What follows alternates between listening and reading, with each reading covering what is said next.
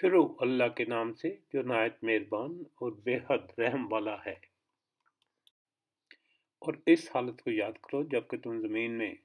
قلیل تھے، کمزور شمار کیے جاتے تھے، اس اندیشے میں رہتے تھے کہ تم کو لوگ نوچ کھسوٹ نہ لیں۔ سو اللہ نے تم کو رہنے کی جگہ دی اور تم کو اپنی نصرت سے قوت دی اور تم کو نفیس چیزیں عطا فرمائیں تاکہ تم شکر کرو۔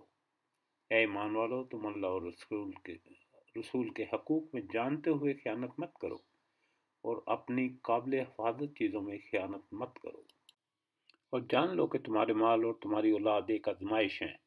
اور یہ بھی کہ اللہ ہی کے پاس بڑا اجر ہے۔ اے ایمان لانے والو، اگر تم خدا ترسی اختیار کرو گے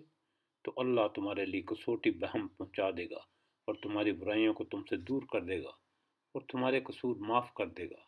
اللہ بڑا فضل فرمانے والا ہے۔ اور اے رسول صلی اللہ علیہ وسلم، وہ وقت یاد کرو جب کافر آپ کے خلاف منصوبے بنا رہے تھے کہ آپ کو قید کر دیں یا قتل کریں یا شہر بدر کر دیں، اور وہ بھی تدبیریں کر رہے تھے اور اللہ بھی تدبیر کر رہا تھا، اور اللہ بہترین تدبیر کرنے والا ہے۔ اور جب ان کے سامنے ہماری آیات پڑھی جاتی ہیں تو کہتے ہیں ہاں ہم نے سن لیا، اگر ہم چاہیں تو ہم بھی ایسا کلام پیش کر سکتے ہیں،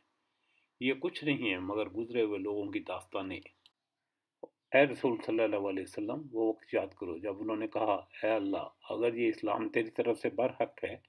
تو ہم پر آسمان سے پتھر برسا یا کوئی اور دردناک عذاب لا، اور اللہ ایسا نہیں ہے کہ ان پر عذاب نازل کرے جبکہ آپ ان کے درمیان موجود ہیں، اور اللہ ایسا بھی نہیں ہے کہ ان پر عذاب نازل کرے جبکہ وہ استغفار کر رہے ہیں۔